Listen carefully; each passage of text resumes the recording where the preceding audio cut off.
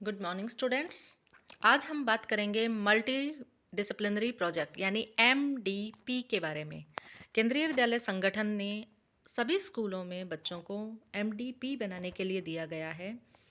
तो हम आज ये बताएंगे कि हमें मल्टी डिसिप्लिनरी प्रोजेक्ट बनाना क्यों ज़रूरी है और कैसे बनाना है। तो सबसे पहली बात तो आती है बेटा कि मल्टी डिसिप्लिनरी प्रोजेक्ट्स बनाने के लिए हमें किन किन बातों का ध्यान रखना है। तो इसके लिए कुछ की पॉइंट्स मैं आपको बता रही हूँ कि सबसे पहली चीज़ जो हमें ध्यान रखनी है कि आपको हमने 6 प्रोजेक्ट्स दिए हैं। आप उन 6 प्रोजेक्ट्स में से कोई भी एक प्रोजेक्ट सेलेक्ट करके उसे बना सकते हैं। वो आपकी चॉइस पर डिपेंड है कि आपको कौन सा प्रोजेक्ट बनाना है। आपको एक ही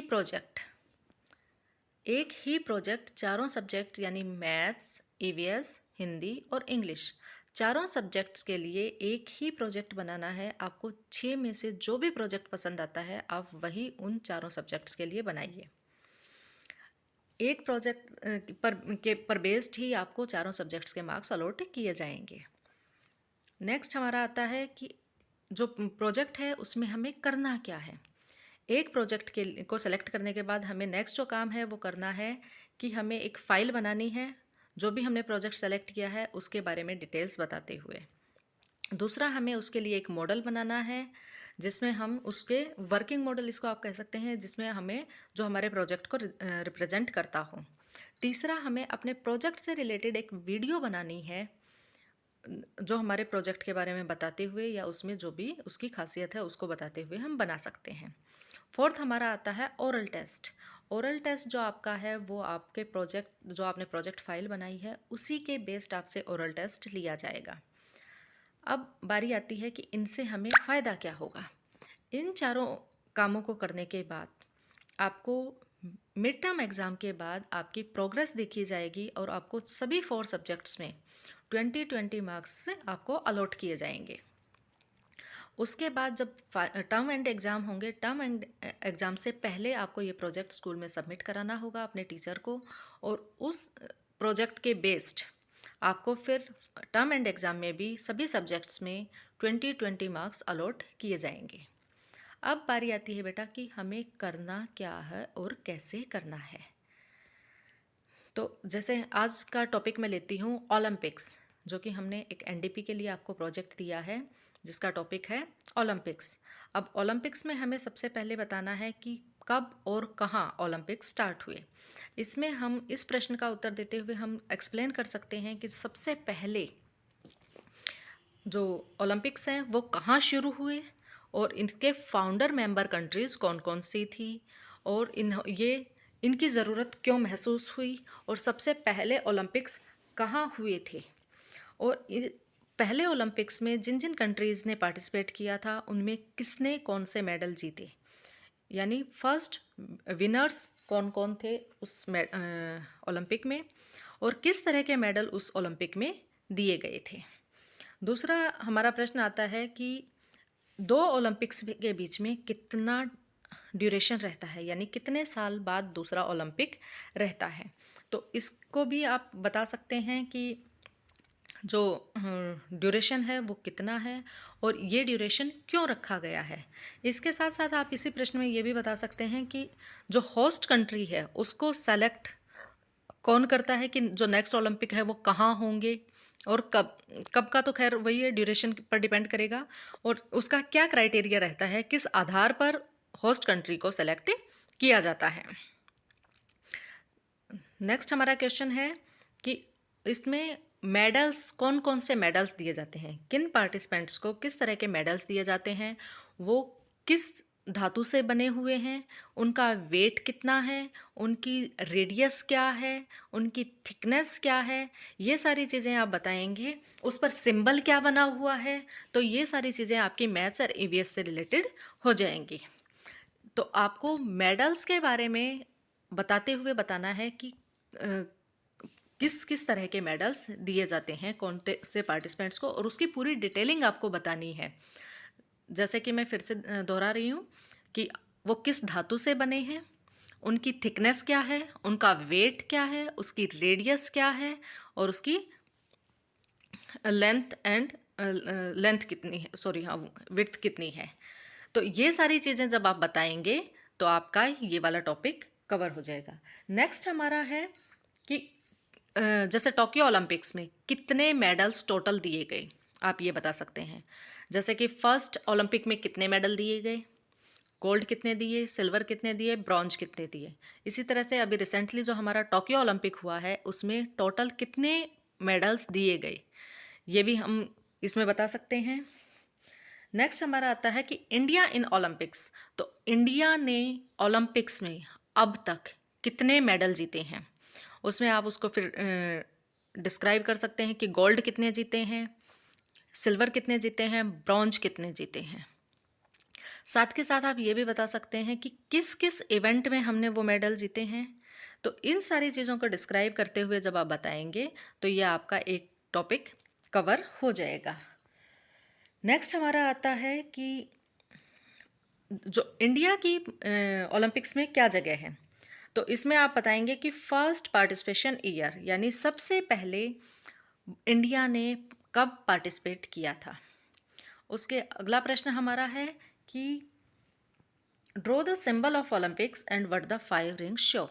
आपको ओलंपिक का सिंबल ड्रॉ करना है और आपको बताना है कि जो इस ओलंपिक के सिंबल में जो ये 5 रिंग्स हैं ये किस चीज़ को प्रदर्शित कर रही हैं और इनकी रेडियस कितनी रहती है। आप इसको भी डिस्क्राइब करते हुए एक पैराग्राफ में लिख सकते हैं।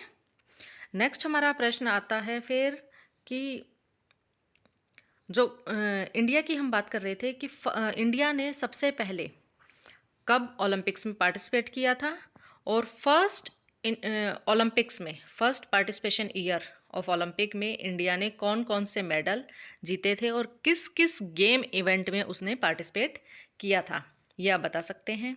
नेक्स्ट है paste and draw picture of game events. आप जो गेम इवेंट्स हैं उस गेम इवेंट की अगर आपको पिक्चर्स मिल जाती हैं या फिर फर्दर जो नेक्स्ट ईयर्स में जो भी ओलंपिक्स हुए हैं उनकी आप पिक्चर्स इसमें ड्रॉ भी कर सकते हैं और पेस्ट भी कर सकते हैं। इंटरनेट से आपको बेटा बहुत इजीली ये चीज़ें मिल जाएंगी, तो आप वहाँ से इनको ले सकते हैं। अब बारी आती है टोक्यो ओलंपिक्स की। जो टोक्यो ओलंपिक्स अभी अभी ख़त्म हुए हैं, इसमें आपको बताना है कि टोक्यो ओलंपिक्स में भारत के कितने पार्टिसिपेंट्स ने पार्टिसिपेट किया है, उन्होंने किस किस गेम इवेंट में मेडल्स जीते हैं, कौन कौन से मेडल जीते हैं और टोटल कितने इवेंट टोक्यो ओलंपिक्स में हुए हैं और उसमें टोटल कितने मेडल्स सभी पार्टिसिपेंट्स ने जीते हैं, ये आप बता सकते हैं। उसमें आप एक टेबल बना सकते हैं कि गोल्ड कितने जीते, सिल्वर कितने जीते और ब्रॉन्ज कितने जीते। ये आप वर्ल्ड का के लिए एक टेबल बना सकते हैं और इंडिया के लिए दूसरी टेबल बना सकते हैं। और उससे आप इजीली ये भी बता सकते हैं कि इस सबसे टॉप कंट्री कौन सी रही जिसने मेडल्स जीते हैं। नेक्स्ट हमारी बारी आती है कि बैटन, ये जो हमारा ओलंपिक लैंप है, ओलंपिक लैंप किस कंट्री से शुरू होकर किन किन देशों में ट्रैवल करते हुए कौन से कंट्री में पहुंचता है और ये कब इसको जलाया जाता है। इसकी शुरुआत ओलंपिक शुरू होने से कितने समय पहले की जाती है, यह आप बता सकते हैं। ये हमारी जो टोक्यो ओलंपिक का लैंप है, ये भी इसके बारे में भी आप बता सकते हैं कि टोक्यो ओलंपिक का लैंप कहाँ से शुरू हुआ था, कौन सी कंट्री से शुरू हुआ था और किन किन कंट्रीज़ में ट्रैवल करते हुए टोक्यो में ये किस समय पहुँचा। उसके अलावा बात आती है, नेक्स्ट हमारा क्वेश्चन है फिर कि जो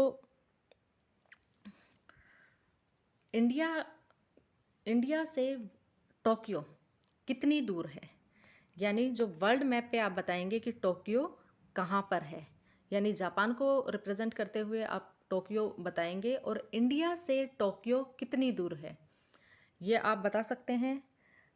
इसके अलावा बेटा आपको एक वीडियो बनाना है जिसमें आप ये फाइल बनाने के साथ साथ आप एक वीडियो बनाएंगे, जिस वीडियो में आप बता सकते हैं कि आप चाहें तो आपके आसपास अगर कोई ओलंपियंस है या आपके आसपास कोई अच्छा प्लेयर है जिसने नेशनल लेवल पर, स्टेट लेवल पर अच्छा प्रदर्शन किया हो, खुद को अपने गेम को, अपने कंट्री को किसी भी लेवल पर अगर रिप्रेजेंट किया है तो आप उनका एक इंटरव्यू लेते हुए वीडियो बना सकते हैं।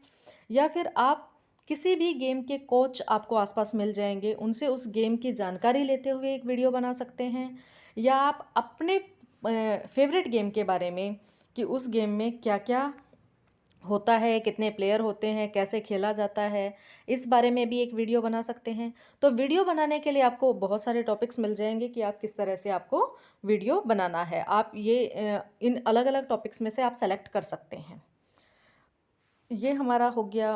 और मॉडल के लिए हमें करना है कि आपको अपने किसी भी गेम से रिलेटेड आप एक मॉडल बना सकते हैं जिसमें आप उस गेम के बारे में बता रहे हों, और या उसका जहाँ से उसके गेम के बारे में पता चलता हो कि किस तरह से ये गेम खेला जाता है। किसी ग्राउंड का आप मॉडल बना सकते हैं, या किसी जो खेल को खेलते हुए उसको रूल्स को बताते हुए कोई मॉडल आप बता सकते हैं कि किस तरह से कौन कौन से रूल्स इस गेम को खेलते हुए हमें फॉलो करने होते हैं। फिर बारी आती है बेटा ओरल टेस्ट की। तो आपने जो अभी फाइल बनाई है, जैसे ओलंपिक्स के मैंने जो जो आपको चीज़ें बताई हैं, इन सभी को कंक्लूड करते हुए जब आप फाइल बनाएंगे तो उसमें आपने किन किन टॉपिक्स को कवर किया है और उसकी कितनी डिटेलिंग दी है, आप ही की फाइल पे बेस्ड हम आपसे आपका ओरल टेस्ट लेंगे। और उस ओरल टेस्ट के आधार पर हम आपको फिर ये सारी चीज़ों को देखते हुए आपको 20 मार्क्स जो हमने अलॉट किए हैं एक सब्जेक्ट के लिए, तो उसी तरह से चारों सब्जेक्ट टीचर्स आपके ओरल टेस्ट लेंगे और वो उसी आधार पर आपको मार्क्स देंगे। इसके लिए मैं आपको एक और आइडिया देना चाहूँगी बेटा। जैसे हिंदी और इंग्लिश के लिए आपको बहुत सारी पोएम्स, बहुत सारी कविताएं मिल जाएंगी। तो आप इंटरनेट से लेकर या खुद भी आप कोई कविता ओलंपिक्स के लिए या स्लोगन्स अच्छे अच्छे आप लिख सकते हैं, खुद से भी लिख सकते हैं। और अगर आपको इंटरनेट से मिल जाएं तो आप इंटरनेट से भी लेकर आप वो स्लोगन्स लिख सकते हैं। तो ये आपका लैंग्वेज पार्ट को भी और अच्छे से कवर करेगा। तो ये सारी चीज़ें थी जो हमें इस ओलंपिक्स इस प्रोजेक्ट के लिए करनी है। तो आई होप आप सब बच्चों को बहुत अच्छे से समझ में आ गया होगा कि हमें जो हमारा प्रोजेक्ट है ओलंपिक्स वाला टॉपिक, इसको कैसे कवर करना है और इसमें क्या क्या काम करना है और किन किन बातों का हमें ध्यान रखना है। Wish you a very good luck बेटा। आप सभी बच्चे बहुत अच्छे से अपने प्रोजेक्ट को करें और उसे बहुत अच्छे से इसको समझें और इसको करें, और आप सभी अच्छा स्कोर करें। ऐसी मेरी शुभकामनाएं आपके साथ हैं। Wish you a very good luck. Thank you.